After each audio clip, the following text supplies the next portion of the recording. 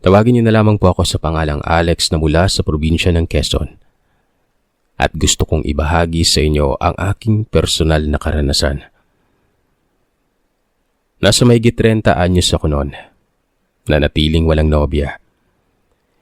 Madalas akong tanungin ng nanay ko kung kailan na ba ako makakahanap ng matino at disenteng babae na ihaharap sa altar.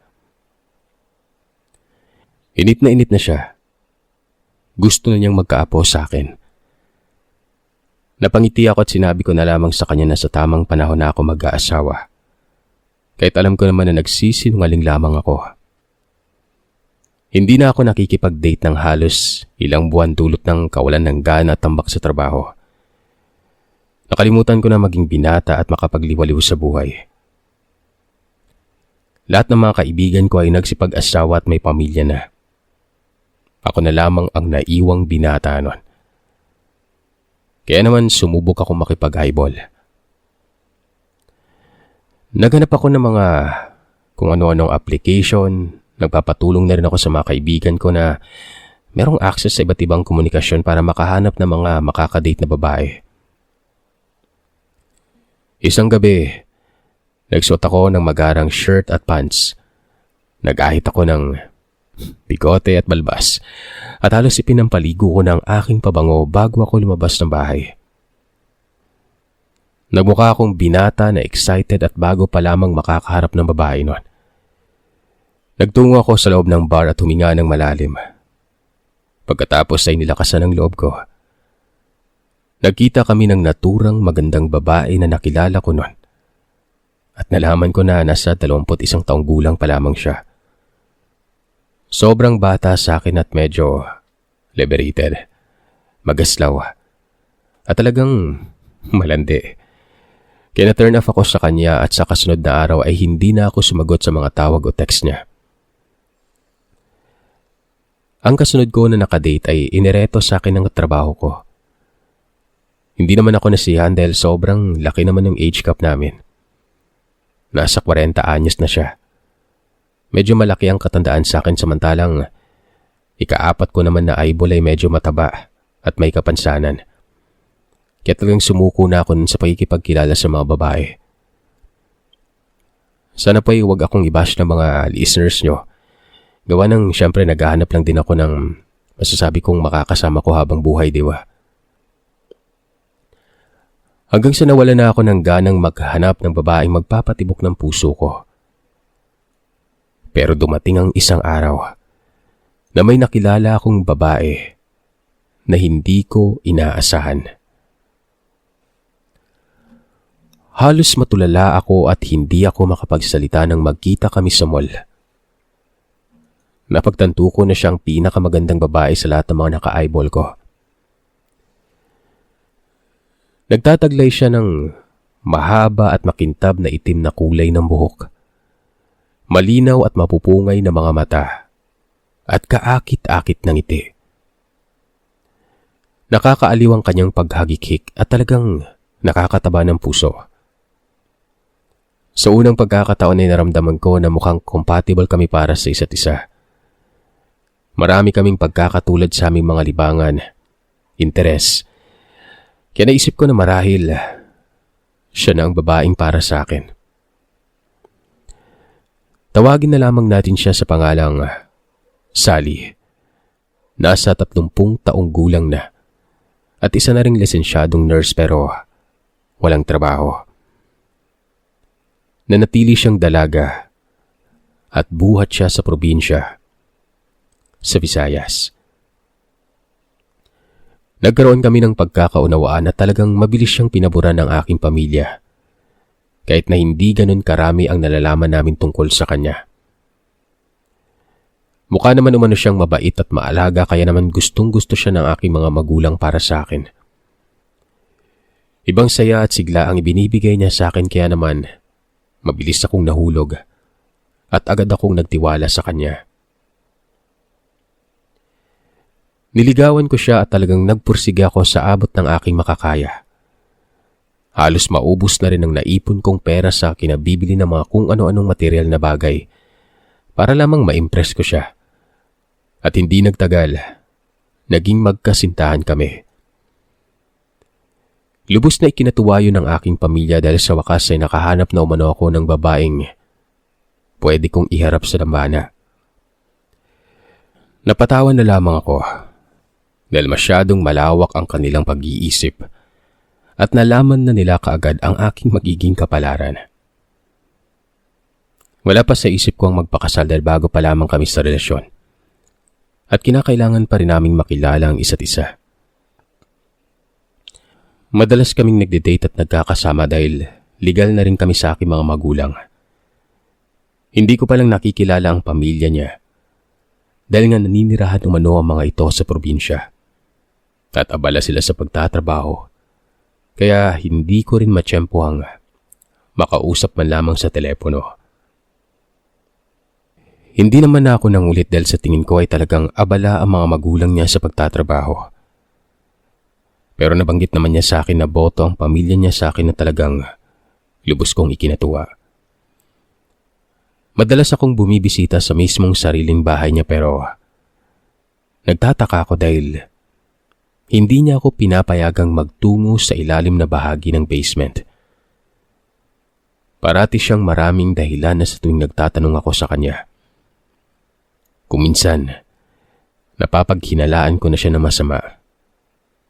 Yun lang ang bagay na hindi namin mapagkasunduan. Araw ng Sabado, bumisita ako sa bahay niya. Inilapag ko sa lamesa ang mga grocery items at naglibot ako sa kabahayan. Nang magtungo ako patungo sa may basement, pinigilan niya ako. Tinanong niya ako kung anong gagawin ko sa basement samantalang nakalak naman ang pinto nun. Tumugon ako sa kanya na napukaw ang kuryosidad ko kaya gusto kong malaman kung anong nilalaman ng basement. Napansin ko na bagya siyang namutla na para bang may tinatago siyang lihim na hindi ko dapat malaman. Lumingali nga siya at mukhang nag-iisip ng idadahilan sa akin para makumbinsi niya akong huwag nang magpumilit na magtungo sa basement na yon. Kinausap niya ako na wala naman akong makikitang kakaiba sa loob nun dahil mga lumang kasamkapan at maduduming kagamitan ang matatagpuan doon. Kaya mag-aaksaya lamang umano ako ng panahon. Niyaya na lamang niya akong manood ng mga bagong pelikula. Pagkatapos na magsasaayos ng mga nakasalansang mga pinamili sa grocery. Sa palagay ko ay mukhang hindi na yata ako mananalo sa dami ng kanyang mga dahilan kaya nagkibit balikat na lamang ako noon. Pinilit ko na magpakahinahon at matuwa sa kanyang iminungkahi sa akin. Sumang-ayon na lamang ako sa gusto niyang mangyari. Kesa naman magtalo kami sa maliit na bagay, di ba? At dahil doon ay nanood na lamang kami ng pelikula. Lumipas ang ilang araw ay hindi pa rin matahimik ang isip ko. Hindi ako kumbinsido sa mga sinabi niya sa akin sa nagdaang araw na tumutungo ako sa bahay niya. Para bang marami pa rin tanong ang pilit na nagsusumiksik sa utak ko noon. Hindi talaga ako mapalagay sa kanyang mga idinadahilan sa akin. Kutob ko, may tinatago talaga siyang sikreto noon. Na ayaw niyang malaman ko ang katotohanan. Yun lamang ang posible naming pagtalunan dahil nakikipagmatigasan siya sa akin na pagbigyan ako na makita ang basement ng kanyang bahay. Kaya naisipan ko na magdesisyon para sa sarili ko noon. Ako na mismo ang tutuklas kung anuman ang tinatago niya sa loob ng basement. Eksaktong wala siya noon. Nagtungo sa trabaho. Nahanap ko ang duplicate ng susi ng bahay niya kaya madali akong nakapasok noon. Nakalak pa rin ang pintuan ng basement kaya hinanap ko lang sa ibang bahagi ng bahay. At nakita ko ang susi noon na nakatago bahagi sa drawer ng kusina. Binuksan ko ang basement at tumambad sa aking harapan. Ang masangsang at mabahong amoy. Mukhang hindi nagagamit ang buong basement sa maraming taon.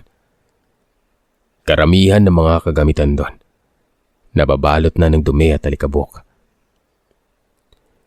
Naglakad ako at sa isang sulok ay huminto ako nang mapansin ko ang isang naaagnas na bangkay ng lalaki na nakatali ang mga kamay.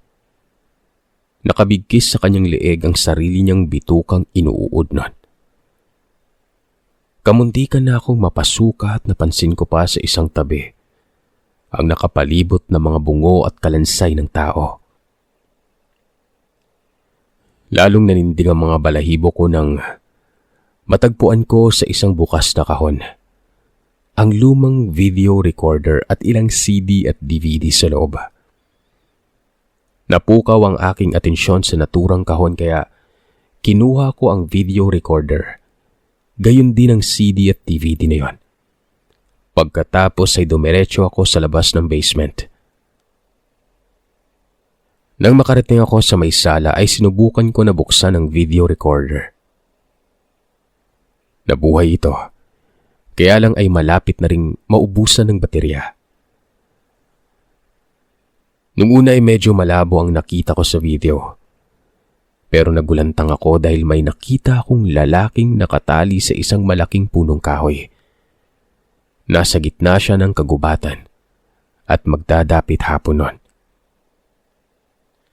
Humihingi ng saklolo ang lalaki subalit lumitaw ang isang babae na may makakapal at malalagong buhok, matutulis na pangil, mahabang kuko na animoy mangkukulam, at nanlilisik ang mapupula nitong mga mata. Sa gulat ko ay bigla niyang kinagat sa dibdib ang lalaki.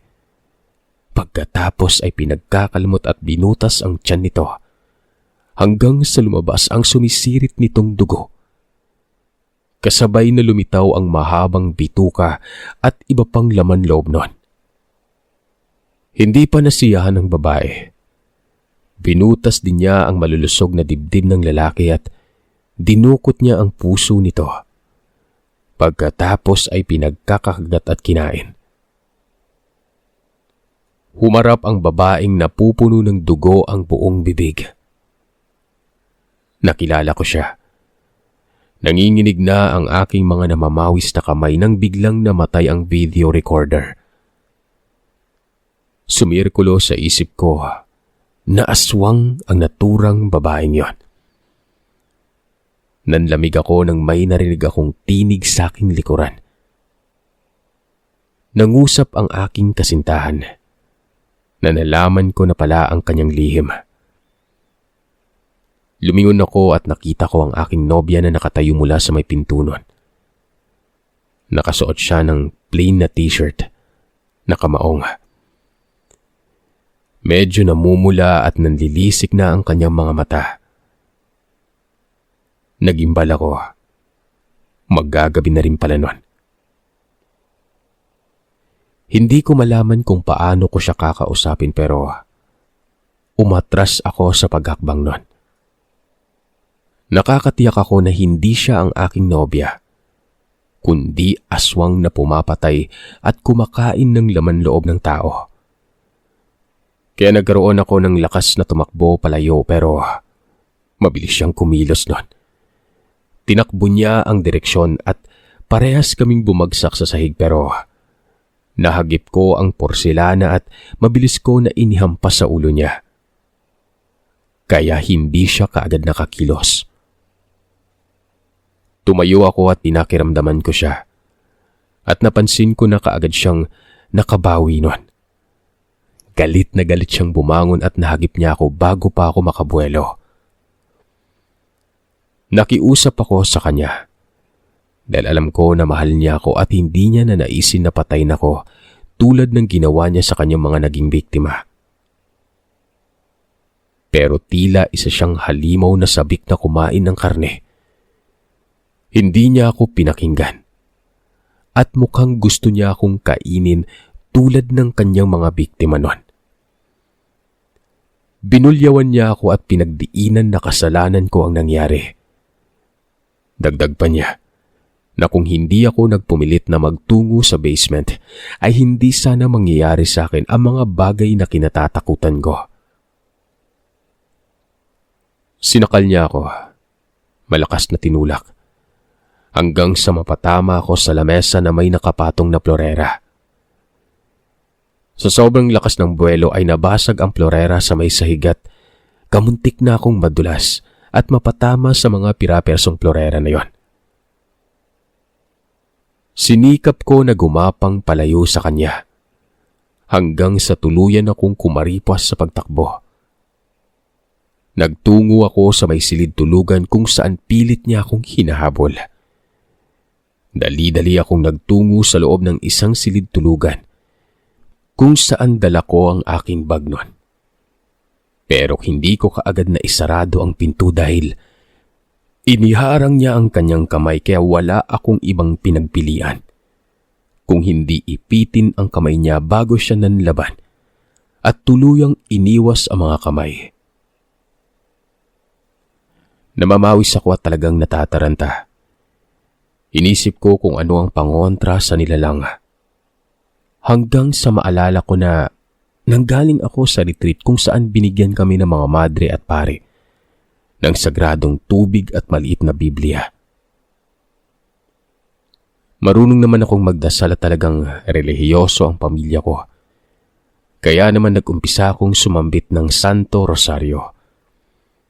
Sinubukan ko na lumabas ng silid tulugan at matapang na hinarap ang aking kasintahan. Sumalubong siya sa akin at nagtatalo ang isip at puso ko nun kung kailangan ko ba siyang patayin o buhayin sa kabila ng lahat. Pero namili ako ng tamang desisyon.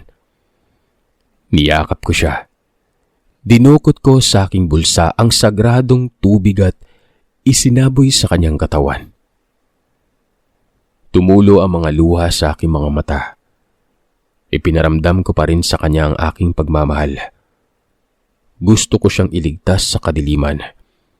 Kahit na ang kapalit nun, kamatayan. Humingi ako ng kapatawaran kay Sally at sinabi ko sa kanya kung gaano ko siya kamahal sa kabila ng kanyang pagiging aswang. Pinagkakalmot niya ako sa likod. Ramdam ko ang hapdi at kirot pero wala nang masasakit pa. Sa pakiramdam na kitang-kita ko na mamamatay sa piling ko ang taong minamahal ko. Naaamoy ko na ang singaw ng sunog na balat at usok. Unti-unti ko siyang binitawan kung saan nakita ko siya ng harapan at napansin ko ang lumbay at takot sa kanyang mga mata.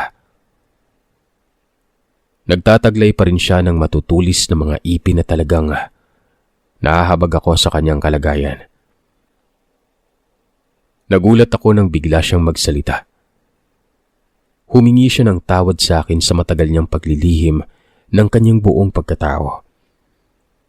Hindi niya sinadyang masaktan ako, pero pinanindigan niya na minahal niya ako at mamamatay siyang ako lamang ang huling lalaking mamahalin niya hanggang kamatayan. Nasaksihan ko kung paano siya unti-unting tinupok ng malaking silab ng apoy. Sumigaw siya ng pagkalakas-lakas habang may mga luhang namutawi sa kanyang mga mata. Umiwas ito at tumatras para hindi mahagip ng alimpuyo ng apoy. Makalipas ang ilang sandali, naging abo siya at naglahong parang bula. Napatay ko siya at yun ang pinakamalaking dagok sa buhay ko noon.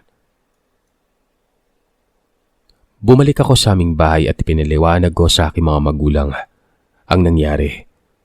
At dahil hindi naman sarado ang isip nila, naniniwala sila sa mga aswang at laman lupa. Agad naman silang naniwala at nagulat sa mga sinabi ko noon. Nanghinayang sila sa aming naging relasyon pero naroroon ang kanilang paghanga sa katapangan ko dahil hindi ko pinairal ang aking kaduwagan at nailigtas ko pa rin ang aking sarili sa kapahamakan. Nagtanong-tanong ako sa kanyang mga kapitbahay pero walang nakakakilala sa buong pagkatao ni Sally. Hindi rin naman nila nakakausap ng matagal ang aking nobya dahil abala ito sa paghahanap ng trabaho. Hindi ko na nakilala pa ang kanyang pamilya at wala na rin akong interes na makilala pa sila dahil nalaman ko na isa siyang aswang. Lumipas ang maraming taon. Matagal ko rin na pinaglaban ng mga bangungot ko. Nagpagamot ako sa doktor at hindi nagtagal ay nakamove on na rin ako sa trauma ng aking naranasan. Matagal ko na isinarado ang aking puso para sa ibang babae dahil sa takot at pangamba nun. Hindi ako kagad nagtiwala dahil ayokong maganap na naman ang matinding hilakbot na nilikha ni Sally sa buhay ko. Naging wais na rin ako. Natuto na ako sa aking pagkakamali. Masyado akong nagpadala sa aking damdamin at binulag ng matinding apeksyon. Kaya hindi ko na naisip na alamin ang kanyang buong pagkatao. Kahit na mahirap at komplikado. Nung nagpapagamot ako sa ospital ay may nakilala kong isang maganda at masiglang babae. Assistant siya ng aking mismong doktor. At matapos ng ilang linggo at ilang buwan ay nagkagustuhan kaming dalawa. Nag-background check ako at nalaman ko na nagmula sa isang mayamang pamilya si Danica. Kaya lang ay sinubukan niya maging independent at hindi umasa sa kanyang pamilya. Hindi nagtagal. Sinubukan ko siyang ligawan pero hindi pa rin siya nagmadali. Inabot kami ng 1 taon bago naging magkarelasyon. Maraming pagsubok at problema ang sumukat sa katatagan ng aming relasyon pero hindi kami bumitaw sa isa't isa. Tinulungan niya ako makarecover at nagkaroon na din ng positibong outlook sa buhay. Tumibay ang aming tiwala at pagmamahalan kahit na may mga pagkakataon na nagkakatampuhan at nag-aaway kami.